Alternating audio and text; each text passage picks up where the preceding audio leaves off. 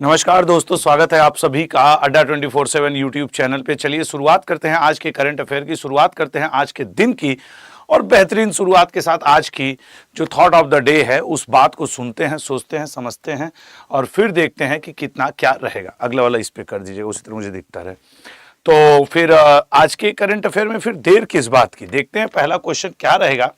लेकिन ये बात मैं रोजाना याद दिलाता हूं कि चाहे आप एसएससी की तैयारी कर रहे हो या रेलवे एग्जाम की, अब उसमें एनटीपीसी, एएलपी कुछ भी हो, ग्रुप डी हो या फिर police exam, UP police, UPSI, Bihar, MP, Delhi, अन्य राज्य की पुलिस सेवाओं की तैयारी कर रहे हो, ये क्लास पर्याप्त है आपके लिए वनडे एग्जाम के लिए।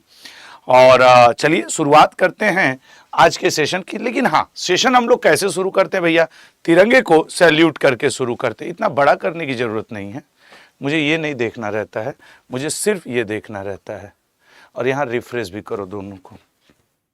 हाँ, तो चलिए शुरुआत करते हैं और देख लेते हैं कि आज क्या रहेगा और किस तरीके की चीजें हम लोग को पढ़ने को मिलेंगी। तो 18 फरवरी के करंट अफेयर के ऊपर फोकस किया जाएगा, डिटेल में समझा जाएगा और उसके बाद वो रिफ्रेश करो उसे, डिटेल में समझा जाएगा और उसके बाद आगे बढ़ा जाएगा। तो पहला क्वेश्चन, केंद्रीय मंत्री शिवराज सिंह चौहान जी ने किसानों के लिए भारत विस्तार नामक पहल का शुभारंभ कहां से किया है? एक्चुअली जानो इस भारत विस्तार की पहल की जरूरत क्या पड़ी। एक्चुअली केंद्रीय मंत्री पहुंचे हुए थे कहां पे आपके, तो वो पहुंचे हुए थे जयपुर। जयपुर पहुंचे हुए थे। जयपुर जाएंगे तो भाई जब केंद्रीय मंत्री गया है तो आमूमन वहां का सीएम भी मौजूद रहते हैं। तो भजन लाल शर्मा जी जो कि वहां के सीएम हैं, भजन लाल शर्मा जी, ठीक है ना, भजन लाल शर्मा जी, ये भी वहां पे मौजूद थे। और इन दोनों लोगों ने मिलकर के, मुख्यतः केंद्रीय मंत्री शिवराज सिंह चौहान जी ने मिलकर के एक किसान मोबाइल ऐप लॉन्च किया है। अब इससे क्या होगा, इस भारत विस्तार डिजिटल पोर्टल से किसानों को घर पे बैठे मौसम की जानकारी प्राप्त हो जाएगी कि भैया अगले 1 महीने में मौसम कैसा रहने वाला है, 10 दिन में मौसम कैसा रहने वाला है, उनका फसल मार्केट में किस मूल्य पर बिक सकता है, इस बात की जानकारी उनको हो जाएगी, ठीक है ना। और उनके फसल के लिए कैसी उनको सलाह चाहिए।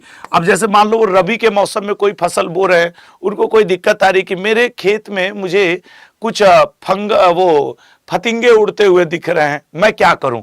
तो फसल आधारित सलाह, मंडी में मूल्य क्या चल रहा है एक बोरी गेहूं का, चावल का, चना का, जौ का, वो, और मौसम की जानकारी कि अगले 10 दिन में बारिश होगी कि नहीं, इसकी जानकारी। ऐसे हम लोग के नाना दादा लोग क्या करते हैं, हाँ काला बादल है, हवा नहीं चल रही, बारिश होगी।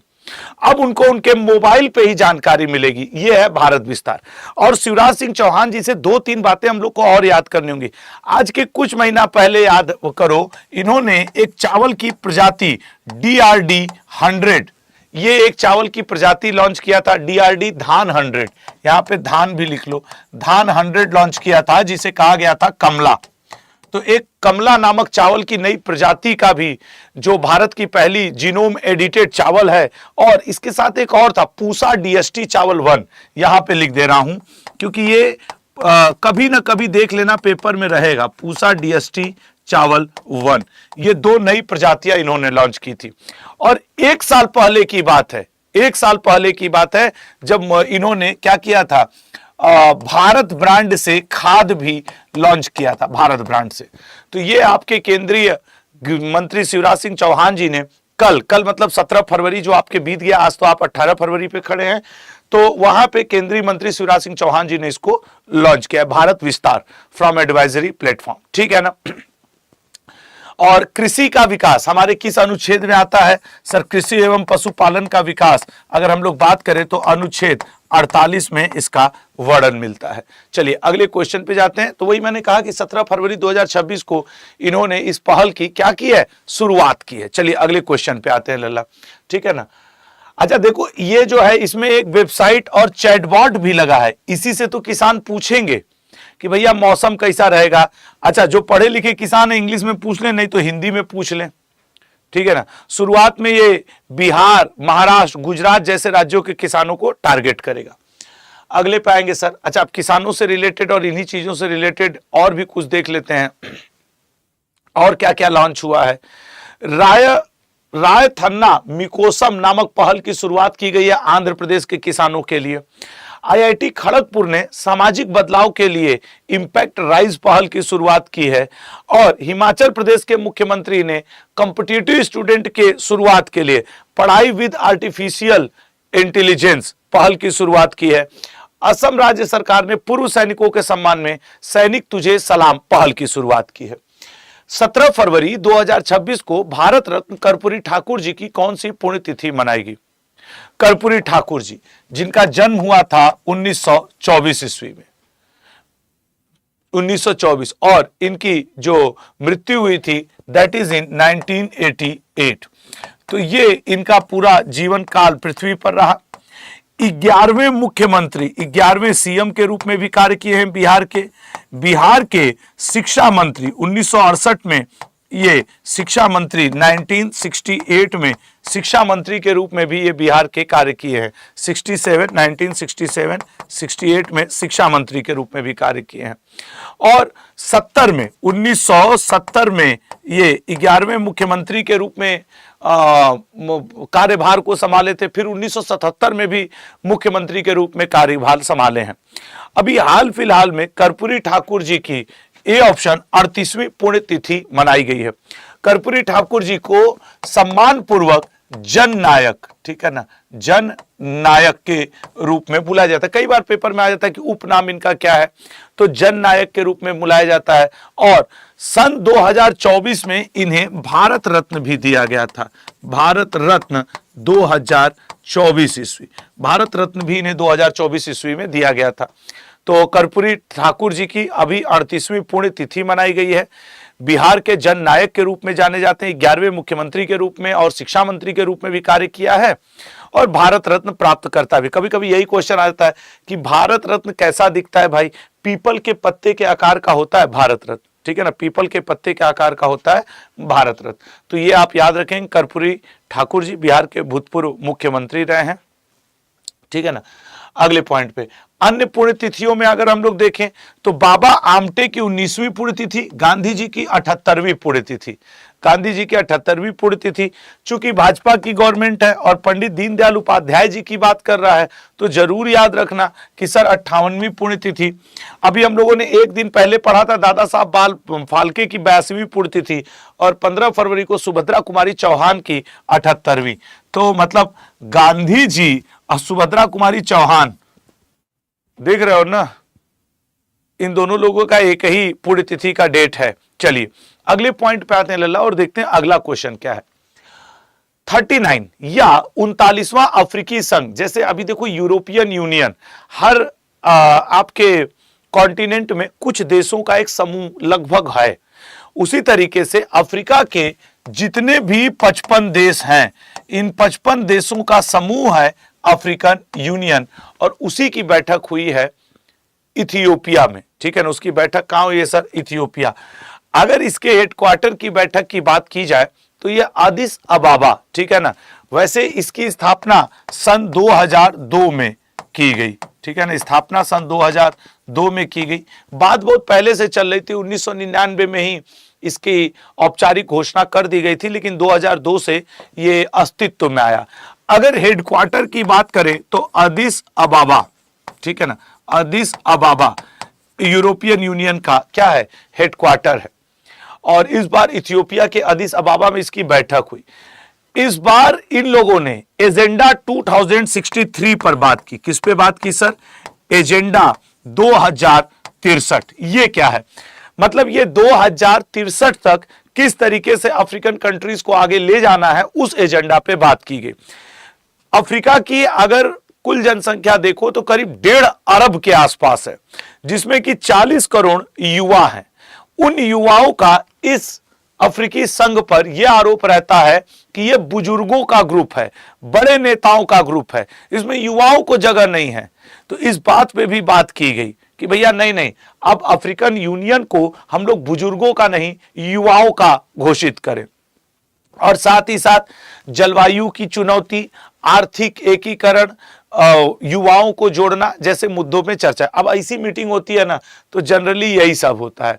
अब तुम अगर इस मीटिंग में देखोगे तो सबकी एज 50-55 प्लस है ऑलमोस्ट, और 55 देशों के यहां पे हैं, अब हम तो 55 कह लें ताकि तुम्हें याद भी रहे, तो 55 देशों के 55 लोग यहां मौजूद, और सब एज में बड़े। तो अफ्रीका के युवा अफ्रीकन यूनियन को बड़े बुजुर्गों का यूनियन कह देते हैं, कहते हैं ये हमारे किसी काम का नहीं है, ठीक है ना, ये हमारे किसी काम का नहीं है। एक लोग शायरी पे शायरी लिखे जा रहे हैं, अरे पढ़ लो ससुर, का इधर उधर शायरी पे शायरी लिख रहे हो, सब लोग पढ़ रहे हैं, तुम शायरी लिख रहे हो, इससे तुम्हारा सिलेक्शन हो जाएगा?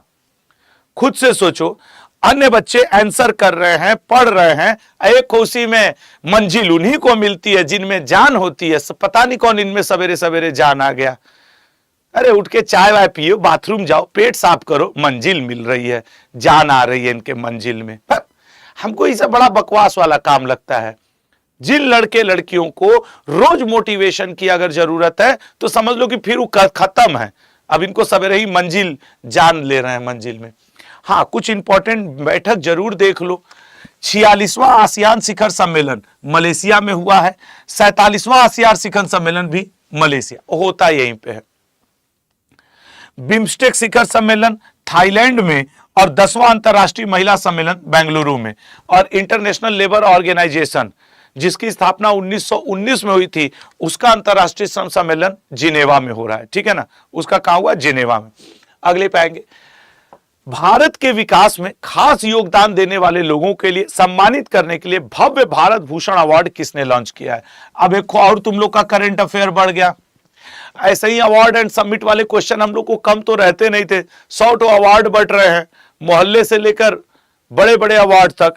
अब जो जग्गी वासुदेव हैं, इनका जो कैरेक्टर है ईसा फाउंडेशन वाले जग्गी वासुदेव जी का, मुझे भी व्यक्तिगत तौर पे लगता है कोई बढ़िया, अगर कभी ना कभी देखना इनके बारे में कुछ बड़ी बात सुनने को मिलेगी जग्गी वासुदेव जी के बारे में।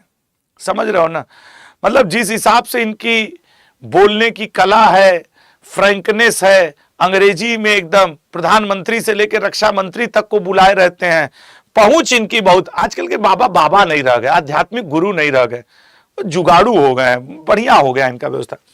तो जग्गी वासुदेव जी ने इस अवार्ड की घोषणा की, उस अवसर पर रक्षा मंत्री राजनाथ सिंह जी भी वहां मौजूद रहे, और इन्होंने कहा कि यह अवार्ड उसको दिया जाएगा जो भारत की समृद्धि और विकास में असाधारण योगदान करेगा। तो लोग बोले ठीक है भैया, इनके द्वारा ईसा योग केंद्र की स्थापना की गई है। ईसा योग केंद्र की स्थापना रक्षा मंत्री प्लस देवेंद्र फडणवीस जी मुख्यमंत्री, ठीक है ना, देवेंद्र फडणवीस, ठीक है ना, देवेंद्र फडणवीस जी, ये दोनों लोग मौजूद रहे इस अवार्ड के लॉन्चिंग पर, ठीक है ना। आज से 1 साल 2 साल पहले की बात है कि आदि योगी की सबसे बड़ी मूर्ति भी इन्होंने यहां पे लॉन्च किया था, ठीक है ना। रुको बेटा, हम तुमको बता रहे हैं, ठीक है ना। एक को स्टूडेंट है, सोच रहा है उसका नाम ले लिया जाएगा। सोचो ये सब कितने नालायक टाइप के कुछ स्टूडेंट होते हैं, उनको पढ़ाई से मतलब नहीं है। सोचो कितनी पुरानी बात कर रहा है, करंट अफेयर के क्लास में आकर के लिख रहा है क्रिस का गाना सुनेगा। लो तुमको गाना सुना दिए, हम ब्लॉक मार दिए, भाग यहां से।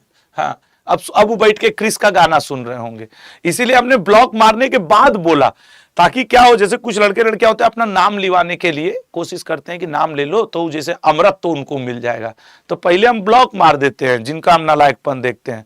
अब वो जहां भी होंगे भाई साहब, अब वो क्रिस का गाना सुन रहे होंगे।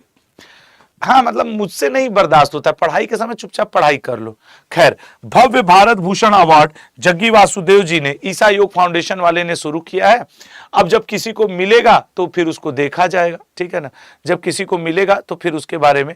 हालांकि इस बार का कई लोगों को इन्होंने दिया, जैसे अरला मेल वल्ली, देखूं डिटेल में नाम है कि नहीं है, हाँ तो मैं लिखूंगा, ठीक है ना। अरला, ये कुछ नाम याद रखना, अरला मेल वल्ली, इनको नृत्य और शास्त्रीय नृत्य के क्षेत्र में दिया गया है, ठीक है ना। नबी नारायण और किरण कुमार, नबी नारायण इस बार का, चूंकि ये पहला है, नबी नारायण और किरण कुमार, इनको साइंस के फील्ड का दिया गया है, ठीक है ना। यहां पे लिख दे रहा हूं, इनको साइंस के फील्ड का भव्य भारत भूषण पुरस्कार दिया गया है। इनको शास्त्रीय नृत्य, ठीक है ना, शास्त्रीय नृत्य के फील्ड का भारत भूषण पुरस्कार दिया गया है, शास्त्रीय नृत्य। खेल के क्षेत्र में भव्य भारत भूषण पुरस्कार जो है वो दिया गया है साइना नेहवाल को, साइना नेहवाल जी को दिया गया है। और खेल के अलावा संस्कृति के क्षेत्र में विक्रम संपत जी को, संस्कृति आर्ट एंड कल्चर के क्षेत्र में विक्रम संपत जी, ये 4 लोग जो हैं भव्य भारत भूषण पुरस्कार के प्रथम प्राप्तकर्ता है। ठीक है ना, ये 4 लोग जो भव्य भारत। अब देखो जैसे अब ये नाम अरला मेल वल्ली, जीडी का एग्जाम होगा, यूपीएसआई का एग्जाम होगा, एनटीपीसी ग्रुप डी इनका, अब उस समय पूछेगा कि जैसे यही है अरला मेल वर्ली, इनका संबंध किस शास्त्रीय नृत्य से है, या हाल ही में भव्य भारत भूषण पुरस्कार खेल के क्षेत्र का किसे दिया गया। तो ये 4-5 चूंकि पहला है इसलिए आपको याद रखना चाहिए। अगर यही दूसरा तीसरा चौथा होता ना तो हम आपसे न कहते कि भैया तुम इसको याद करो, हम तो बस सिर्फ आपसे कहते कि ऑल द बेस्ट। ठीक है, अभी पहली बार बट रहा है। तो भव्य भारत भूषण पुरस्कार ईसा योग फाउंडेशन के द्वारा जग्गी वासुदेव जी के द्वारा दिया जाना इस बार से अनाउंस किया गया है। किस देश के चिकित्सकों ने अंटार्कटिका में दुनिया का पहला रिमोट अल्ट्रासाउंड करने में सफलता हासिल की है, बताओ। तो सर ये कहीं और नहीं, एम्स के डॉक्टरों ने सफलता हासिल की है। एम्स के डॉक्टर, ठीक है ना, एम्स के डॉक्टर जो थे करीब यहां से 12,000 किलोमीटर दूर, 12,000 किलोमीटर दूर जो अंटार्कटिका में भारत का शोध केंद्र है, अंटार्कटिका, ठीक है ना, अंटार्कटिका में जो भारत का शोध केंद्र है, मैत्री अनुसंधान केंद्र, वहां पे बैठे व्यक्ति, मैत्री अनुसंधान केंद्र, ठीक है ना, अंटार्कटिका में मैत्री अनुसंधान केंद्र में, वहां पे बैठे हुए अपने पेशेंट को भारत के एम्स दिल्ली, अच्छा एम्स में भी कहा तो दिल्ली, ठीक है ना, एम्स में भी कहा तो दिल्ली के डॉक्टरों ने क्या किया है sir, telerobotic diagnostic system की मदद से, किसकी मदद से, टेली मतलब दूर से होता है, जैसे communication, telecommunication, tele remote diagnostic system के माध्यम से अल्ट्रासाउंड किया है रियल टाइम में। मतलब ये जो पेशेंट थे वो कहां थे, अंटार्कटिका में, और डॉक्टर कहां मौजूद थे, दिल्ली के एम्स में, और उनका अल्ट्रासाउंड करने में 12,000 किलोमीटर दूर बैठे हुए व्यक्ति का अल्ट्रासाउंड करने में सफलता हासिल की। आज से ये भारत ने पहली बार किया है, ठीक है ना, और कहां किया है, दिल्ली से बैठ करके अंटार्कटिका के मैत्री रिसर्च जो रिसर्च केंद्र है, अनुसंधान केंद्र है, वहां किया है। आज से 1 हफ्ते पहले जब हम लोग करीब 9-10 फरवरी को थे तो हम लोगों ने एक ऐसी ही न्यूज पढ़ी थी कि अब भारत के डॉक्टर हॉस्पिटल में बैठे बैठे घर के बुजुर्गों के लिए एक नया उनका बीपी, ब्लड प्रेशर, ये सब नापने के लिए डिवाइस लाए हैं। उनके हाथ में घड़ी जैसा या गले में बैंड जैसा पहना देंगे और हॉस्पिटल से ही देख लेंगे, 24 घंटे मॉनिटरिंग कर लेंगे। ऐसा हम लोग पढ़े थे ना, ठीक है, तो ये बात याद रखिएगा। अब एक स्टूडेंट कह रहे सर मेरा एसएससी एमटीएस का एग्जाम 16 तारीख को कैंसिल हो गया, 250 किमी की यात्रा की और कुछ भी नहीं हुआ, अब क्या करूं। यार ये तो मैं इसमें क्या ही कहूं, तुम भी मजबूर हो, हम भी मजबूर हैं, सिवाय इससे कि एसएससी को कोसने के अलावा हम लोग के पास कोई रास्ता नहीं है। अब देखो लड़का 250 किलोमीटर दूर गया सेंटर पे और उसका एग्जाम नहीं है, क्या कहें इसमें, मेरे पास शब्द नहीं है लल्ला, मैं सिवाय सहानुभूति के और कुछ नहीं कह सकता हूं, ठीक है ना। नई दिल्ली के all India institute of medical sciences के डॉक्टरों ने अंटार्कटिका में ये काम किया है, ठीक है। तो अब ये याद रहना चाहिए कि भाई ये बहुत बड़ी उपलब्धि है अगर देखा जाए तो, ठीक है। और दुनिया में इसी तरीके के प्रथम, दुनिया का सबसे ज्यादा आबादी वाला शहर जकार्ता है। जनसंख्या वाले चैप्टर से एक क्वेश्चन रहता है, अब वो भारत की जनसंख्या से रहे या विश्व की, लेकिन रहता है। दुनिया का सबसे बड़ा भूमिगत न्यूट्रिनो डिटेक्टर जूनो चीन में, दुनिया का सबसे लंबा ड्राइवरलेस नेटवर्क रियाद मेट्रो में, दुनिया का सबसे ऊंचा युद्ध स्मारक गलवान में, 16 साल से कम उम्र के किशोरों के लिए सोशल मीडिया पर, तुम लोग को और एक जानकारी बता दें, भारत सरकार भी इस पे विचार कर रही है कि कैसे कम एज के बच्चों के ऊपर प्रतिबंध लगाया जाए, ठीक है ना, कैसे कम एज के बच्चों के ऊपर प्रतिबंध लगाया जाए सोशल मीडिया उपयोग से। अभी ऑस्ट्रेलिया ने, उसके बाद फ्रांस ने भी अपने देश में लागू कर दिया है, और आने वाले समय में भारत सरकार भी उस उम्र सीमा पे डिस्कशन कर रही है जिसमें कि उनको बैन लगाना है। तो हो सकता है कि आने वाले 2-4 महीनों में हम लोग ये पढ़ें कि भैया बैन लगा दिया गया है। राष्ट्रपति द्रौपदी मुर्मू ने किस शहर में ओल चिकी के शताब्दी समारोह का उद्घाटन किया है? एक्चुअली ओल चिकी है क्या? आपको पता होगा एक भाषा होती है संथाली, ठीक है ना। संथाली भाषा के विकास के लिए, संथाली भाषा को समझने के लिए एक नई लिपि का क्या किया गया, मतलब जन्म हुआ 1900 संथाली भाषा की लिपि, ठीक है ना। संथाली भाषा की ये लिपि है जो 1925 ईस्वी में रघुनाथ मुर्मू जी के द्वारा लाई गई। अच्छा, अब एक बात यहां पे ये सोचनी होगी, हर भाषा की अपनी लिपि होती है। पहले ये मुख्य रूप से जो संथाल हैं ये ओडिशा में पाए जाते हैं, संथाल जनजाति के लोग, तो राष्ट्रपति द्रौपदी मुर्मू इन्हीं से संबंधित हैं। तो 1925 ईस्वी में संथाली भाषा की मौलिकता को बरकरार रखने के लिए पंडित रघुनाथ मुर्मू जी, किसने लाया था सर? पंडित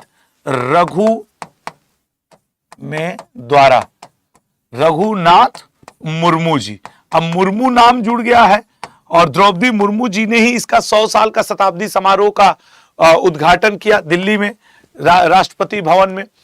तो इस लिपि में क्या होता है, संथाली भाषा को समझने के लिए कुल 30 अक्षर इसमें इन्वॉल्व होते हैं, 30 अक्षर।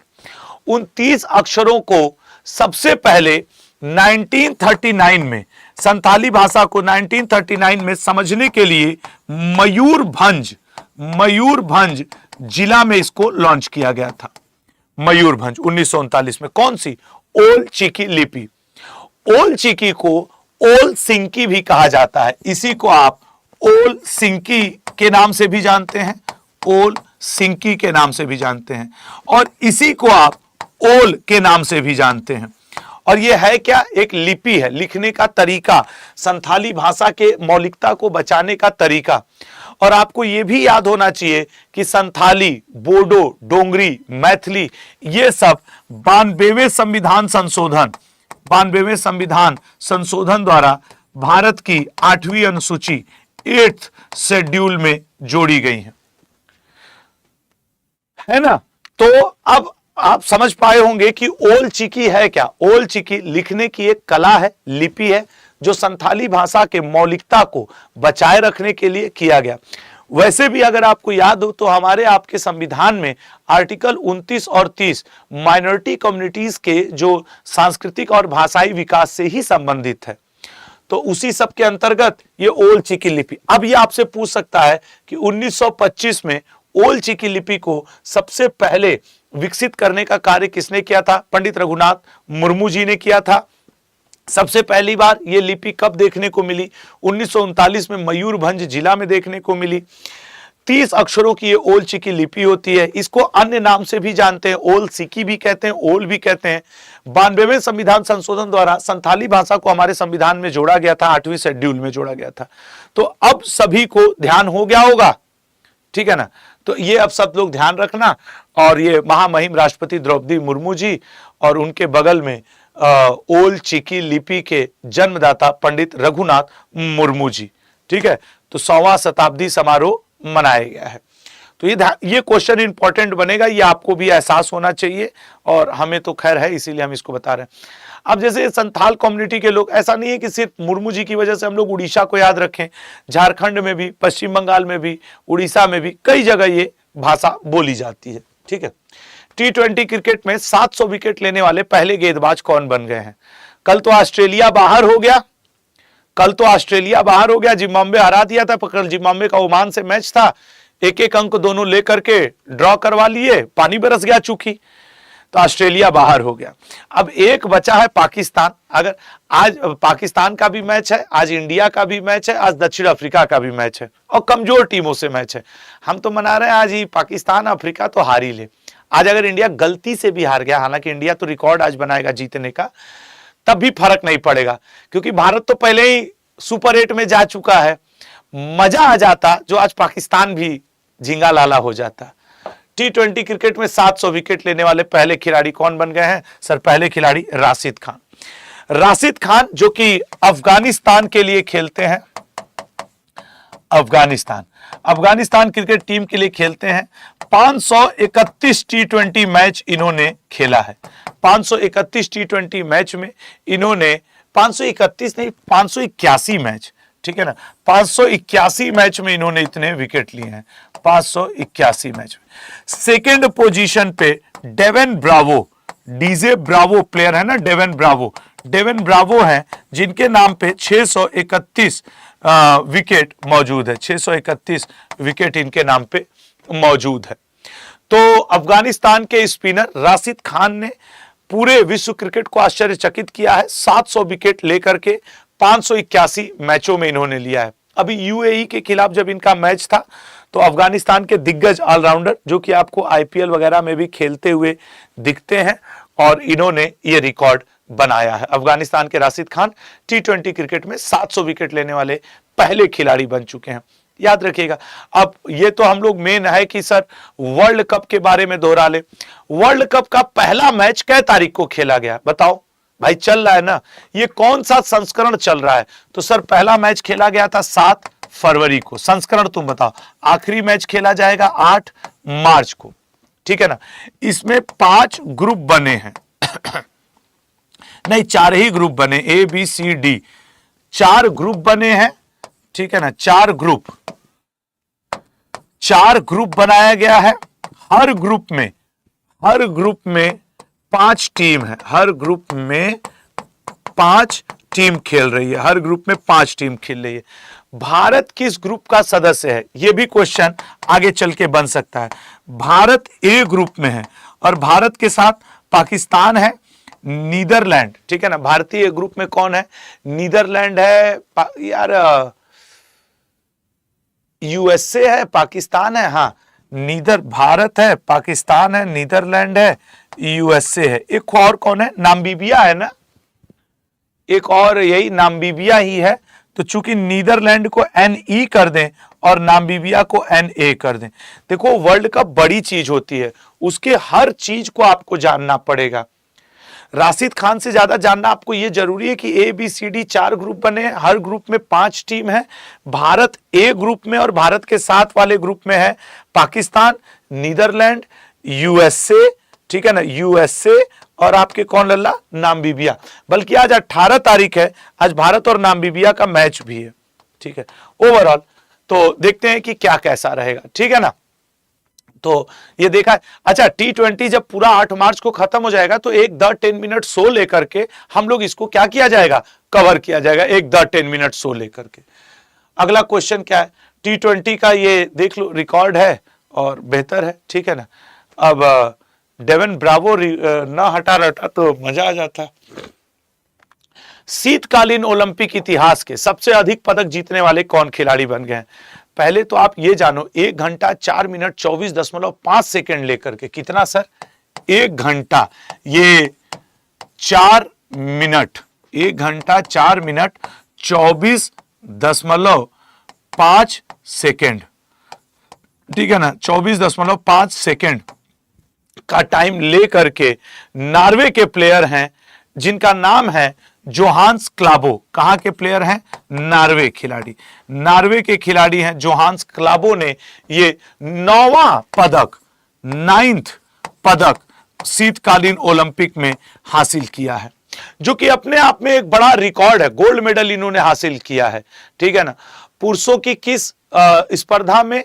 4x7.5 किलोमीटर रिले स्पर्धा, 4x7.5 रिले स्पर्धा।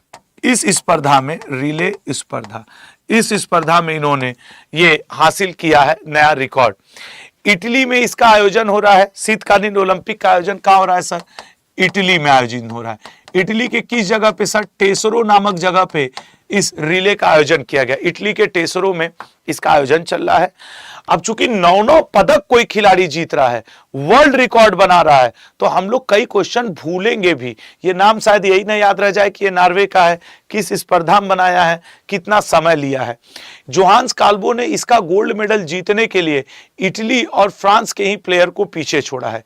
इटली के प्लेयर को कांस्य पदक तो फ्रांस के प्लेयर को रजत रजत पदक इसमें दिया गया है। तो ये हैं जोहान्स काल्बो जी। देखो इतना बोलने के बाद पौन घंटा जमाई आ गई, हो गया, क्या कर सकते हैं। अब क्या हम कहेंगे हमको नींद आ रही है। नॉर्वे के जोहान्स काल्बो शीतकालीन ओलंपिक इतिहास के सबसे अधिक, चूंकि शीतकालीन ओलंपिक के इतिहास के सबसे अधिक वर्ल्ड पदक जीतने वाले खिलाड़ी हैं, तो तुम खुद से सोच लो मेरे भाई बहन दोस्त कि ये इंपॉर्टेंट बनेगा कि नहीं। ओलंपिक अपने आप में बड़ी चीज होती है। तो मतलब मैं बस ये चाहता हूं कि आप इस व्यक्ति का नाम मत भूलना। ये आपको एग्जाम में, रेलवे, एसएससी, पुलिस एग्जाम, कोई भी एग्जाम हो, ये आपको काम आएगा। नॉर्वे का जोहान्स काल्बो। जैसे हम लोग फ्लाइंग फिश माइकल फेल्प्स को याद रखते हैं, जो कि अमेरिका का तैराक है जिसने सबसे ज्यादा गोल्ड मेडल जीते हुए ओलंपिक में। तो शीतकालीन ओलंपिक का आज तक का सबसे बड़ा रिकॉर्डधारी यही व्यक्ति है।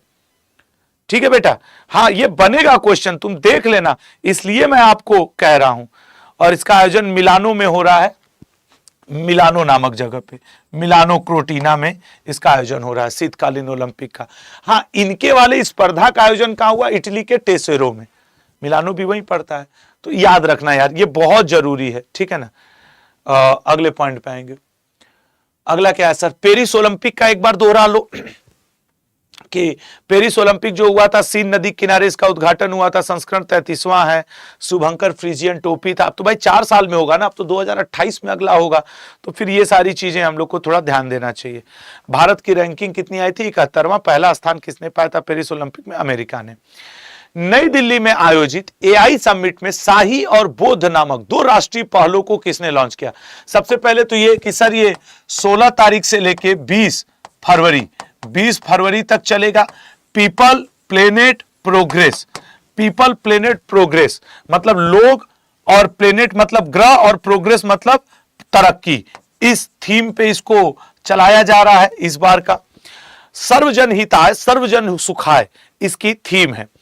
और करीब करीब 60 देश, ठीक है ना, 60 देश के प्रतिनिधि, सीईओ, डायरेक्टर्स, एमडी, फाउंडर्स, राष्ट्राध्यक्ष इसमें भाग ले रहे हैं। तो जो हम लोग के केंद्रीय स्वास्थ्य मंत्री हैं जयप्रकाश नड्डा जी ने, ये बड़ा इंपॉर्टेंट है, ध्यान से सुनना, जयप्रकाश नड्डा जी ने 2 एआई का उपयोग करते हुए स्वास्थ्य क्षेत्र को बढ़ावा देने के लिए 2 पोर्टल लॉन्च किए। एक का नाम है साही। अब ये साही पोर्टल का क्या काम है सर? पहले इसका फुल फॉर्म भी जानो कि strategic for artificial intelligence in strategy. देखो ये है strategy for artificial intelligence, strategy for artificial intelligence in health care, artificial intelligence in health care. और क्या आई से क्या हो जाएगा? गेस करो। मतलब बहुत छोटा सा है यार।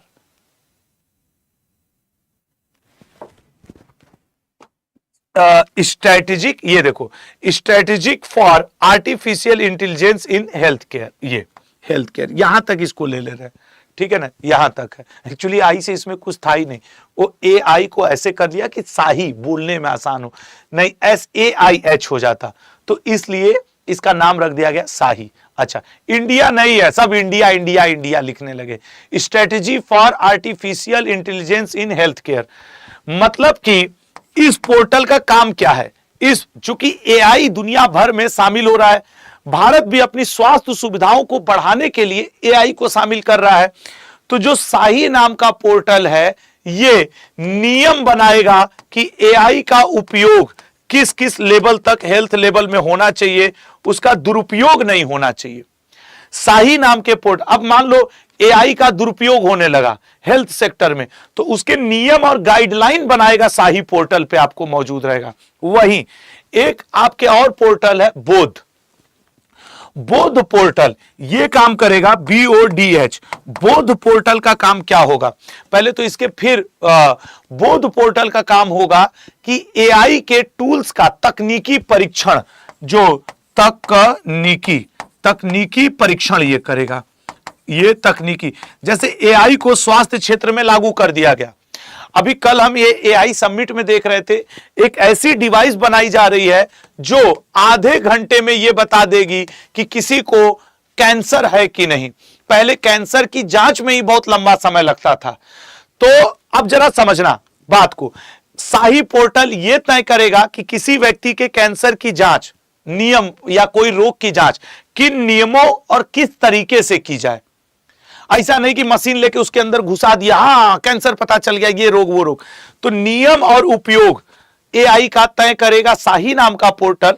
और अब जैसे मान लो कल ही एआई समिट में ये हुआ है कि कैंसर की जांच का पता अब आधे घंटे में लगाया जा सकता है, तो बोध पोर्टल यह तय करेगा कि जिस मशीन का, जिस सॉफ्टवेयर का, जिस टूल का प्रयोग इस रोग को पता करने में किया जा रहा है वो टेक्निकली स्ट्रांग है कि नहीं, उससे स्वास्थ्य पे कोई हानि है कि नहीं, उसका परीक्षण करेगा।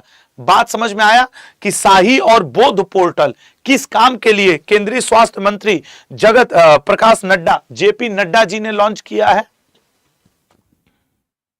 और इसका फुल फॉर्म क्या हो जाएगा? बी से देखो बेंचमार्किंग, ओ से ओपन, डी से डेटा इन हेल्थ केयर, ठीक है ना। Benchmarking open data health care platform in health AI, ठीक है ना, ये है इसका full form. Benchmarking open data in health AI, in health AI, benchmarking open data in health AI, ये इसका फुल फॉर्म है। हालांकि इसका जो फुल फॉर्म वगैरह है वो सब आपको यहां पे लिखा हुआ मिल जाएगा। ये देखो, strategy for artificial intelligence in health care for India, ठीक है ना। जो लोग लास्ट में इंडिया लिख रहे थे खुश हो लो, इंडिया है, मैंने वो जानबूझ के आई फॉर इंडिया ही रहेगा यार, ठीक है ना, हेल्थ केयर फॉर इंडिया, बिल्कुल। तो बहुत सारे बच्चे लिख रहे थे लेकिन मैंने इंडिया होगा उस समय चाप दिए तो आधे अपने कॉन्फिडेंस से लूज हो गए। जिस चीज पे आप कंफर्म रहा करो उस पे अपना कॉन्फिडेंस मत खोया करो। और benchmarking open data platform for health AI, ये है आपके बोध का फुल फॉर्म। ये दोनों आपसे एग्जाम में फुल फॉर्म वाले सेक्शन में पूछ सकता है, ठीक है ना। हाँ, और मैं फिर बतौर गुरु, बतौर दोस्त, बतौर भाई आपको एक सीख देना चाहूंगा। जब मैं पूछा था कि शाही का फुल फॉर्म क्या होगा और आई क्या होगा, बड़ा क्लियर इंडिकेट किया था, बहुत सारे बच्चों ने इंडिया लिखा था, मैंने कहा इंडिया होगा, एआई वही है शाही को सही करने के लिए, तो आधे कंफ्यूज मत हुआ करो। अगर आपको लगता है नहीं यार यहां पे आशुतोष सर गलत हैं, हम लोग कंफर्म है कि ये सही है, तो मेरे को भी उधर से डांटो ना, चुप रहिए, इंडिया ही होगा, दैट्स द कॉन्फिडेंस मैटर, ठीक है ना। चलो अगले क्वेश्चन पे जाते हैं। तो ये समझ गया ना, समझ गया लल्ला ना, ये एआई से संबंधित नियम बनाएगा और ये वाला एआई से संबंधित परीक्षण करेगा, तकनीकी परीक्षण, ठीक है ना, टेक परीक्षण करेगा। अगर छोटे नियम बनाएगा, नियम बनाएगा कि कैसे एआई का उपयोग किया जाए। समझ में आ गया इन दोनों का क्या है मेन। चलो अगले पॉइंट पे आएंगे और नेक्स्ट क्वेश्चन देखते हैं। पंजाब पुलिस ने इंटरनेट सुरक्षा और उत्तरदायी उपयोग के लिए साइबर जागो प्रतियोगिता लाई है, ठीक है ना। तो इस तरीके की चीजें हैं। अगले पॉइंट पे आते हैं। पहला जैन चादर महोत्सव निम्न में से किस शहर में आयोजित किया गया है? ये जैन चादर महोत्सव जानते हो क्या है? जैन धर्म में एक दादा गुरु जीन दत्त सूरी जी हुआ करते थे। ये बात है करीब 800-900 साल पहले की। तो जैन गुरु जो हुआ करते थे, दादा गुरु जीन दत्त सूरी, अरे भैया गिरो मत, दादा गुरु जीन दत्त सूरी जी, जीन दत्त सूरी जी, सूरी जी, इनकी जो देहावसान हुआ वो हुआ 1211 ईस्वी में। तो जब इनको जैन रीति रिवाजों के तहत अंतिम संस्कार किया जा रहा था तो आश्चर्यजनक रूप से इनकी शरीर तो जल गया लेकिन जो चादर, ये कपड़ा ये ओढ़े हुए थे वो नहीं जला। वो चादर जैसलमेर में रखा हुआ है और उसी चादर को लेकर जैन चादर महोत्सव मनाया जा रहा है। फिर से समझना, एक जैन संत हुआ करते थे दादा गुरु जीन दत्त सूरी जी। लगभग 872 साल पहले आप देखोगे 1211 में इनका निधन हुआ तो इनका अंतिम संस्कार किया गया। उस अंतिम संस्कार में इनका शरीर तो जल गया लेकिन इनके जो चादर जो है वो नहीं जली। उसी चादर को अब जैन धर्मावलंबी लोग महोत्सव मनाने जा रहे हैं। उसी चादर पे कब मनाएंगे सर? 6 से 8 मार्च को मनाया जाएगा 2026 ईस्वी को। तो इसका मतलब है कि उस समय इस क्वेश्चन को एक बार हम लोग फिर पढ़ेंगे, ठीक है ना। उस क्वेश्चन को हम लोग एक बार फिर पढ़ेंगे। तो ये जैन धर्म, अब देखो यहीं पे स्टैटिक बताने लगो तो क्लास 1 घंटा खींचती है। आप अन्य करंट अफेयर की क्लास से मेरी करंट अफेयर की क्लास का एक बार तुलना जरूर करना। जैन धर्म के बारे में आप लोग में से जो जानते होंगे मैं हिस्ट्री बहुत ठीक ठाक जानता हूं, मतलब लगभग ठीक ठाक जानता हूं। बोलना शुरू करूं तो 10 मिनट इसी क्वेश्चन में चला जाए, लेकिन मैं इसलिए नहीं बोलता हूं कि क्लास 30 से 40 मिनट की हो और करंट की क्लास में करंट पढ़ाया जाए। अगर आप मेरी बात से सहमत हो तो मैं देखता हूं हमारे बहुत सारे दिग्गज टीचर लोग वो क्या करते हैं, करंट अफेयर की क्लास में स्टैटिक जीके खूब घुसाए रहते हैं। बहुत बड़े बड़े वो नाम हैं, ठीक है, जीके, और उस नाम पे क्लास खूब लंबी खींचती है, और जितनी लंबी क्लास खींचेगी व्यूज उतने ही ज्यादा आएंगे। अभी इसी क्लास को मैं 1 घंटे पढ़ा दूं तो व्यूज खूब आ जाएं, लेकिन मुद्दा व्यूज का नहीं है, मुद्दा सिलेक्शन का है। करंट अफेयर है ना, अगर हमको जीएस या जीके पढ़ाना है तो शाम को 7 बजे पढ़ाऊंगा, अलग से पढ़ाऊंगा। ये तो प्योर करंट अफेयर है ना। नहीं तो फिर जैन धर्म के बारे में इसके पहले फाउंडर ऋषभ देव हुआ करते थे, 24वें महावीर स्वामी हुआ करते थे, पार्श्वनाथ ने 4 आर्य सत्य जोड़ा, 5वां ब्रह्मचर्य इन्होंने आपके महावीर स्वामी जी ने जोड़ा, उन्हें जीन कहा गया, अहर्त कहा गया, कैवल्य कहा गया, निग्रंथ कहा गया। ये सब जुड़ाना आदमी शुरू कर दे तो वो मेरे हिसाब से सही नहीं होता, इसलिए मैं अपने हिसाब। जबकि आजकल तुम लोग अगर नोटिस करो तो करंट अफेयर में स्टूडेंट घटे हैं। मुझे ये समझ में नहीं आ रहा है कि करंट अफेयर के स्टूडेंट्स गए कहां हैं। ऐसा नहीं है कि वो किसी और प्लेटफॉर्म पे गए हैं, नहीं, हर जगह स्टूडेंट कम हुए हैं। मैं आज ही सुबह कई प्लेटफॉर्म को चेक कर रहा था कि क्या कहीं ऐसा है कि किसी के स्टूडेंट बहुत बढ़ गए हैं, मैं खराब पढ़ाना शुरू कर दिया हूं। मैंने पाया नहीं, सब लोग वही हैं। लेकिन आजकल हो सकता है भैया जीडी के एग्जाम का डेट नजदीक है, एमटीएस वालों का पेपर चल रहा है, एएलपी वालों का पेपर चल रहा है, तो ये बच्चे रेगुलर वाले क्लास में नहीं आ रहे होंगे। जब खत्म हो जाएगा उसके बाद आएंगे कि हाँ भाई अब कर सकते हैं, ठीक है ना। तो इसलिए ठीक है, चलता है ये सारी चीजें। अगले क्वेश्चन पे हैं। हाँ, तो कुछ अन्य महोत्सव जो हाल फिलहाल करंट में मनाए गए हैं, ठीक है, महोत्सव क्वेश्चन आते हैं। BBC Indian sports women of the year 2025 award किसने जीता है? एक को कह रहा है सर आपने कुछ को ब्लॉक कर दिया। अरे यार मैं 2-4-10 दिन में 1-2 स्टूडेंट इसलिए ब्लॉक कर देता हूं क्योंकि वो आप ही को डिस्टर्ब करते हैं, तो मुझे लगता है ये सही नहीं है। खैर, बीबीसी, अच्छा बीबीसी ने कई अवार्ड दिए हैं। सबसे पहले ये कौन सा पूछ रहा है, sports women of the year Smriti Mandhana ji को दिया गया है, ठीक है ना। Sports women of the year Smriti Mandhana ji को दिया गया है। हालांकि बीबीसी ने कई अवार्ड दिए हैं, जैसे कि शतरंज की खिलाड़ी दिव्या देशमुख को emerging player of the year के अवार्ड सम्मानित किया गया है, ठीक है ना। वहीं आपके अंजलि भागवत जी को, ठीक है ना, अंजलि भागवत जो कि शूटिंग से संबंधित है, इनको दिया गया है BBC life time achievement award, ठीक है ना, लाइफ टाइम अचीवमेंट अवार्ड, इनको लाइफ टाइम अचीवमेंट अवार्ड दिया गया है। इमर्जिंग का दिव्या देशमुख को दिया गया है। और पैरा एथलीट, ठीक है ना, para sports women of the year Preeti Pal ji को दिया गया है। प्रीति पाल जी ने 2 ब्रोंज मेडल जीता था जो पेरिस ओलंपिक हुआ था ट्रैक एंड फील्ड स्पर्धा में, ठीक है ना। और प्रीति पाल जी पैरा एथलीट हैं, और जो पैरा ओलंपिक हुआ था उसमें समापन समारोह में ध्वजवाहक भी थी। तो आपको अंजलि भागवत जी का नाम याद रखना है। अंजलि भागवत जी का किस मुद्दे पे याद रखना है सर? इनको बीबीसी लाइफ टाइम अवार्ड दिया गया स्पोर्ट्स वुमेन के लिए। प्रीति पाल जी को para sports women of the year का अवार्ड दिया गया है। दिव्या देशमुख जी को BBC emerging player of the year sports women का अवार्ड दिया गया है। स्मृति मंधाना को BBC Indian sports women of the year का अवार्ड दिया गया है। ये 4 नाम आप अगर याद रखेंगे, दिव्या देशमुख, स्मृति मंधाना, प्रीति पाल, अंजलि भागवत, ये 4 नाम अगर आप याद रखेंगे तो आपको क्या मिल सकता है? 1 नंबर कंफर्म मिल सकता है। हालांकि इन सब में देखो प्रीति पाल जी का भी नाम यहां मौजूद है, और आपके डबल मेडल इन्होंने जीता था, और अंजलि भागवत का भी नाम मौजूद है।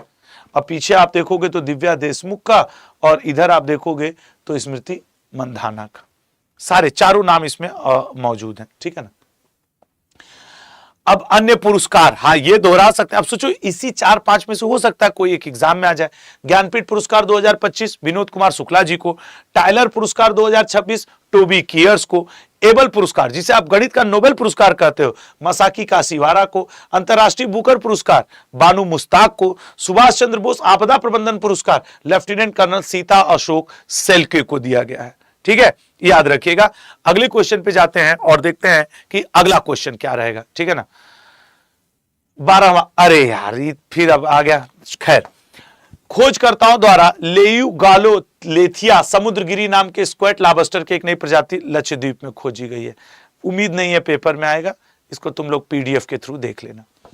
अगला, वैश्विक पर्यटन लचीलापन दिवस। सर वैश्विक पर्यटन लचीलापन दिवस 17 फरवरी को, मतलब आज नहीं कल बीत गया ना, आज तो 18 फरवरी है, 17 फरवरी को मनाया जाता है। ग्लोबल टूरिज्म जो लचीलापन दिवस है, इसे यूनाइटेड नेशन जनरल असेंबली ने 2023 में घोषित किया था और ये है। अब चलो हम लोग कल वाला दोहरा लिया जाए, कल वाला दोहरा लिया जाए और आज की क्लास खत्म की जाए। ठीक है, आइए। ग्लोबल साउथ एआई इंपैक्ट की मेजबानी कौन सा देश कर रहा है? भारत कर रहा है, इंपॉर्टेंट बनेगा। चौथा संस्करण है। भारत का पहला राष्ट्रीय गौ संस्कृति संग्रहालय, सर ये मथुरा में बन रहा है, मथुरा में बन रहा है। अगले पे आएंगे। जर्मनी में आयोजित फीडे फ्री स्टाइल शतरंज विश्व चैंपियनशिप का खिताब किसने जीता है? सर मैक्सन कार्लसन ने जीता है। ये इनका 21वां खिताब है लाइफ का। भारत का पहला central bank digital currency system Amit Shah ji ने लॉन्च किया है, गांधीनगर से लॉन्च किया है। 16 फरवरी 2026 को दिल्ली पुलिस का कौन सा है? सर 79वां स्थापना दिवस मनाया गया है। 1948 में इसका आधुनिक स्वरूप आया था। प्रधानमंत्री मोदी जी ने सड़क दुर्घटना में घायलों के लिए कौन सी योजना लॉन्च की है? सर 1.5 लाख रुपए तक इसमें कवर किया जाएगा। पीएम राहत योजना लाई है। अगला, गोवा में वाटर जेट प्रोडक्शन और टेस्टिंग फैसिलिटी स्थापित करने वाला भारत का दुनिया का कौन सा देश बन गया है? सर ऐसा करने वाला तीसरा देश बना है। ठीक है ना, यूएसए और एक देश और कोई है जो किए हैं, अब भारत कर लिया है। तारिक रहमान को हाल ही में किस देश का प्रधानमंत्री? सर बीएनपी पार्टी के हैं, बांग्लादेश के हैं। 209 सीटों इन्होंने जीता है। 16 फरवरी 2026 को दादा साहब फाल्के की कौन सी पुण्यतिथि मनाई गई? सर 82वीं पुण्यतिथि मनाई गई है। ढूंढीराज फाल्के, गोविंद फाल्के इनका पूरा नाम है। व्यापक शहरी नीति का ड्राफ्ट तैयार करने और उसे मंजूरी देने वाला पहला राज्य कौन बन गया है? केरल बना है। अगला, पेट्रोलियम और प्राकृतिक गैस मंत्रालय ने गेल का चेयरमैन और मैनेजिंग डायरेक्टर किसे सीएमडी नियुक्त किया है? सर सीएमडी नियुक्त हुए हैं दीपक गुप्ता, लेकिन ये 28 फरवरी को अपना पद ग्रहण करेंगे जब संदीप कुमार गुप्ता जी अपने पद से हटेंगे। खोजकर्ताओं द्वारा टेट्राटेनियम पाइकाडे नाम के एक पौधे की खोज किस राज्य में की गई है? सर केरल में की गई है। विश्व मानव आत्मा दिवस हर साल किस दिन मनाया जाता है? 17 फरवरी को मनाया जाता है। ठीक है ना, तो आज के लिए इतना ही और शाम को 7 बजे आपसे अब डिटेल मुलाकात होगी। और हाँ, आपकी जानकारी के लिए बता दूं, आशुतोष कनेक्ट्स भारत एक मैंने चैनल शुरू किया हुआ है और प्लीज इसको सब्सक्राइब करिएगा, अपना प्यार बनाए रखिएगा। और अब जैसे ही आपके अब जीडी के एग्जाम डेट वगैरह आ जाए और चीजें हो जाएं तो फिर इस पे भी आपकी क्लासेस प्रॉपर रहेंगी। जय हिंद, जय भारत। अपना और अपनों का ध्यान दीजिएगा।